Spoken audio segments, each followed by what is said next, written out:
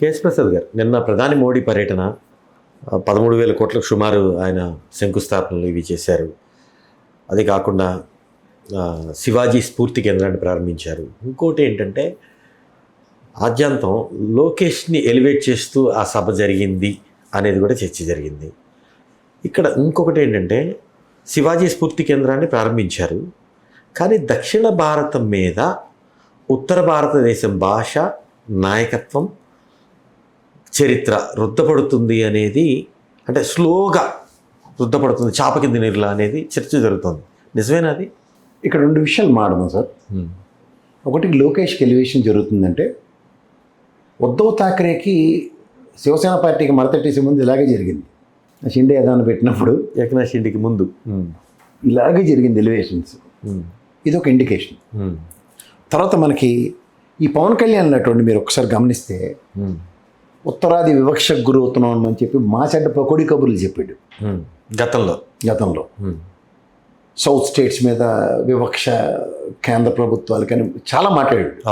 కానీ ఇవాళ కాళ్ళు పెట్టుకుని గడ్డాల మీసాలు బతిమాలుకుని నీచంగా దిగజారిపోయాడు. ఎలా అంటే మీకు సింపుల్గా చెప్తా, భారతదేశం ఒక లౌకిక దేశం. ఇవాళ శివాజీ మహారాజ్ ఒక హిందూ ప్రతీక. ఆ మహానుభావుడు ఆయన జీవితాంతం మొఘలుతోనే యుద్ధం చేసాడు, మీకు తెలిసే విషయం. సో కాన్సెప్ట్ బీజేపీది ఎప్పుడైనా ఎలా ఉంటుందంటే ముస్లిమ్స్తో యుద్ధం చేసే వాళ్ళు అన్నదానికి ఎలివేషన్స్ ఎక్కువ ఉంటాయి. గతంలో మీరు గమనించారా, ఢిల్లీలో ఉన్న సందులు వీధులు పేర్లన్నీ పెట్టి మార్చుకునే కార్యక్రమం మొదలెట్టి ఏవో నాన్న తిప్పలు పడుతుంటారు.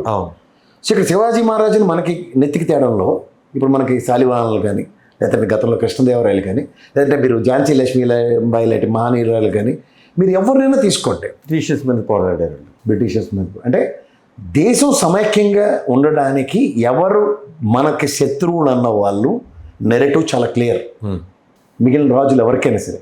కానీ అంటే శివాజీ మహారాజ్ గారి టైంలో బ్రిటిష్ వాళ్ళు రాలేదు కాబట్టి, కానీ అప్పుడున్న మొఘలుతో ఆయన యుద్ధం చేసాడు హిందూ పరిరక్షణ కోసం. ఆయన చాలా చరిత్ర పురుషుడు, మహనీయుడు, గొప్పవాడు, మరాఠా యోధుడు ఆయన. కానీ ఇక్కడ మనకి అంత తగ్గట్టు శాలివాహన రాజులు లేరా? మనకి మహానుభావుడు కృష్ణదేవరాయలు లేరా? శాలివాహన రాజులు వాళ్ళు ఎల్లలు లేకుండా పరిపాలించారు. అంటే నేను అంటుంది శాలివాహన శకం అని అనుకుంటున్నాను. అదే కదా, మనం శాలివాహన శకం అన్నది మన సంస్కృతి సాంప్రదాయాలకి నిలువెత్తు తర్ఫం అది. స్టేట్ గవర్నమెంట్స్ ఎక్కడికి ఈరోజు ఇక్కడ మీరు తెలంగాణలో కూడా చూడండి, ఈ మరాఠా యోధుల్ని ఎక్కడికక్కడ ప్రతిష్ఠిస్తున్నారు. మనకి మన సంస్కృతి సాంప్రదాయాలు పరిరక్షించిన శాలివాహన రాజులు కానీ, లేదంటే కృష్ణదేవరాయలు లాంటి iconic personality for the respect to southern స్టేట్స్కి. నాకు తెలిసి హిందూపూర్లో ఒక దగ్గర ఉంటుంది మహానుభావుడు స్టాట్యూ, ఎవరిది? కృష్ణదేవరాయలు. అండ్ ఇంకోటి వివేకానంద నగర్లో కూడా చూశాను నేను. వై ఐమ్ టు సే అంటే నేను అంటుంది అతి తక్కువ చూసిన ఆ మహనీయుల్ని మన కల్చర్ని, మన ప్రాస్పెక్టివ్ని డ్రైవ్ చేయడానికి మళ్ళీ ఉత్తరాదిలో వచ్చి మన్నెత్తి కిందకి ఎక్కుతున్నాడు. నిన్న శివాజీ ఫౌండేషన్ స్ఫూర్తి, నేను అంటుంది శివాజీ గారి స్ఫూర్తితో హిందూ పరిరక్షణ చేయాలి, నేను కాదంటలే. కానీ ఇక్కడ now it is a secular state.